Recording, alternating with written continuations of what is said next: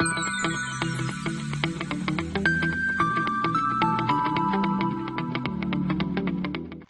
dear student, this is Devansha from LG Institute of Engineering and Technology. We have been learning the subject basic electrical engineering and we were in a discussion of AC circuits. So in our previous session, we have discussed about basic RLC components uh, individually and we have applied AC signal. After that we learn about the combination of R and L in AC circuits where we have connected resistance and inductor in series and we have applied AC signal. Same way, we have also discussed resistance and capacitor. We have connected together in a series and we have applied AC signal. So far throughout this discussion, we learn about the behavior of purely resistive circuit, purely inductive circuit, purely capacitive circuit and the combination of resistance and inductor and the combination of resistance and capacitor in series under the excitation of AC signal. We are going to discuss about the resistance, inductor and capacitor all we connect in a series and we applied AC signal, right? So here we are going to connect resistance, inductor and capacitor all together in a series under the excitation of AC signal. V is equal to Vm sin omega t. So again my aim is to check the behavior of resistance, inductor and capacitor while they are connecting in a series with respect to each other, right? So let's start the series RLC AC circuit, right? So you can see here in this circuit, resistance, inductor and capacitor, these three components are connected in series under the excitation of AC signal. So here we have applied AC signal Vt is equal to Vm sin omega t. My job is to find the voltage drop across resistance, inductor and capacitor, that is Vr is voltage drop across resistance, VL is the voltage drop across inductor and VC stands for the voltage drop across the capacitor. Point number 1 is find the relation between voltage and current and the phase difference. Point number 2, draw the phasor diagram and waveform. Point number 3, power calculation. Right. So far, since here we are going to connect R, L and C in series.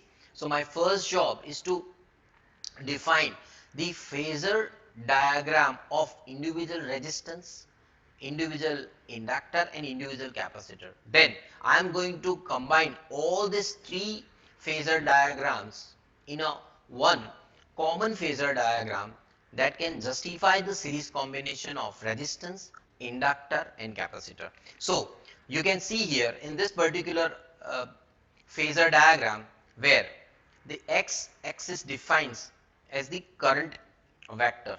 Since in a purely resistive circuit, here the phase difference between VR and current are same. That means both are in a same phase. So I have taken the vector VR is same position as vector current I. Right, but this is not case with the inductor. As in inductor, current is lagging by angle 90. So for this case, you can see here, the voltage across inductor VL is leading ahead by angle 90 with respect to current which is flowing in a circuit. Same way, if I talk about the capacitor, you can see here VC that is lagging by angle 90 with respect to current I which is flowing in a circuit, right? So throughout this phasor diagram, you can see here the one vector which is a current vector, within a same vector you will find the vector VR, right? But VC and VL both are in a opposite direction. So from this I cannot conclude in which direction you will find the actual phasor diagram. Since both vectors are in a opposite direction, so that means here I have to take total 3 conditions. So here you can see the current is taken as a reference as per this phasor diagram where VR is drawn in phase with the current. VL you can see is drawn leading by angle 90 and VC is drawn lagging by angle 90. So from this phasor diagram I can conclude with the three important conditions. Condition number 1 is VL is greater than VC. Condition number 2 is VC greater than VL, and the third condition, either VL or VC both are same. So condition number 3 is the VL is equal to VC, right? So if I consider the condition number 1, VL greater than VC, that means VL is nothing but I into XL and VC is nothing but I into XC. So here the current throughout the series operation is same. Condition number 1 is VL greater than VC, that means XL is greater than XC. Sorry, condition number 2, VC greater than VL, that means XC greater than XL, and condition number 3, that is VL is equal to VC, that means XL is equal to XC. Now all these three important points, that the relation between voltage and current and phasor diagram, then relation of voltage and current and phase difference between voltage and current, draw the phasor diagram, this is what the phasor diagram is, and power calculation of all these three conditions individually. So let us first try to understand the condition number 1. So here for ease of simplicity we have taken condition number 1 and condition number 2 as a case 1 and case 2, and we differentiate between these two. From this you can check the case number 1 where VL greater than VC, that means XL greater than XC. So this is what the phasor diagram is, that where you have a vector I, right? Within a same vector you will find the vector VR, but on a y-axis, since VL is greater than VC, so that particular vector magnitude we define as a VL minus VC, right? So you can see from this two vector you will find the resultant vector which is V, and all this are rotating in an anti-clockwise direction between two magnets. The theory is same. So if you apply this phasor diagram where you find the resultant vector which is VL minus VC in VL direction, right? So here the phasor diagram direction is in above the 0, but this is not case with the VC greater than VL, where XC greater than XL, that means the dominance or the reactance of capacitor is higher than the reactance of inductor, right? But for the case number 1, reactance of inductor is higher than the reactance of capacitor, right? So from this you can find the resultant vector V, right, here, and from this two phasor diagram you can conclude that for the case number 1, the resultant voltage V, which is leading by angle phi, which is a resultant angle, and case number 2 you can see the resultant value of voltage V, which is lagging by angle phi with respect to current, right?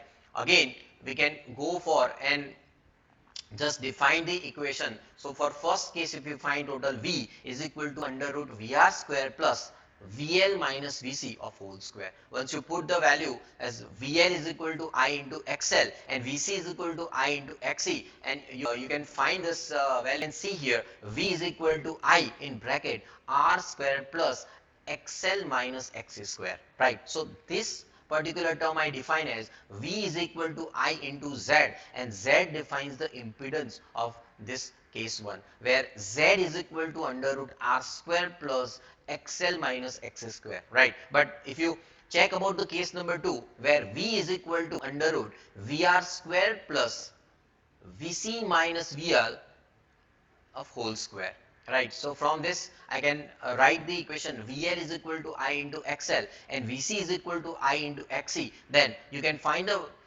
equation by V is equal to I of under root R square plus XC minus XL square, right? Since here you can take the impedance Z is equal to under root R square plus XC minus XL square, then V is equal to I into Z. This is what the common equation for case number 1 and case number 2. And further, if we define this terminology, you can find the resultant angle phi, that is equal to, for case number 1 where XL greater than XC, then tan phi is equal to VL minus VC divided by R. This is from the triangle. Right, so if you apply here trigonometry in this particular phasor diagram, you can see here in this case number 1 and case number 2 phasor diagram, if you apply the trigonometry and find the value of phi for both the cases, you can see here tan phi is equal to VL minus VC divided by R. You can check here. So from this you can find the value of phi is equal to tan inverse I in bracket XL minus XC divided by I into R, where you remove the value of I, so you can find the resultant angle phi is equal to tan inverse XL minus XC divided by R. Right, so here once you apply Vt is equal to Vm sin omega t, you will find the value of current I is equal to Im sin omega t minus phi. Now why minus phi? Because it's a the circuit is more inductive, so current is always lagging by angle phi with respect to voltage, where the value of phi is equal to tan inverse XL minus XC divided by R. Right. So again you will find the average value of power P is equal to VI cos phi. This is the same term as we have discussed earlier for RL and RC case. Now if you check about the axis component is VL minus VC, and from then able to find the angle phi. Right, now if you define the case number 2, you can see the phasor diagram where on negatively y axis you can see the vector VC minus VL and the resultant value of angle which is minus phi. Tan phi is equal to VC minus VL divided by VR. Right, so here phi is equal to tan inverse I in bracket XC minus XL divided by I into R. So you will find the resultant value of angle phi, that is equal to tan inverse XC minus XL divided by R, where you can see VC is greater than VL. Right, so I can define the relation of voltage and current is Vt is equal to Vm sin omega t, and I is equal to Im sin omega t plus phi. Now plus phi, that means here current is leading by angle phi with respect to voltage V, where you will find the average value of power P average is equal to Vi cos phi. Average value of power remains the same as it follows the RC series AC circuit. Right, from this now we take the case number 3 where VL is equal to VC. So I can say here XL is equal to XC. So what does it mean? Where both the vectors are going to nullify each other effects. Right, so now circuit becomes purely resistive. So simply here if you apply this in this particular circuit where the voltage across inductor and voltage across capacitor both are same, so I can say the reactance offered by the inductor is same as the reactance is offered by the capacitor. Right, so here VL is equal to VC, that means XL is equal to XC. Right, so from the impedance equation Z, see here you can also see from this phasor diagram where the above phasor diagram shows that VL is equal to VC. That means vector of VL is in a positive direction and vector of VC is in a negative direction. Both will nullify each other's effect. That means the resultant phasor diagram is only VR. So I can say here the circuit becomes purely resistive circuit, purely resistive AC circuit. Right. So if I apply here, since XL is equal to XC, so I can write here XL minus XC is equal to 0. So the impedance Z is equal to under root R square plus 0, hence it is XL is equal to XC. Right, so I can write here the value of impedance is nothing but the value of resistance which is connected in a RLC series circuit. Right, so from this I can be able to say that the circuit becomes a purely resistive circuit. And if I apply this formula where IXL is equal to I into XC, you can see VL is equal to VC, where V is equal to under root VR square plus VL minus VC square, or VC minus VL square. Ultimately, your value of the applied voltage or resultant value of voltage V becomes only VR. Right. Thank you very much, student.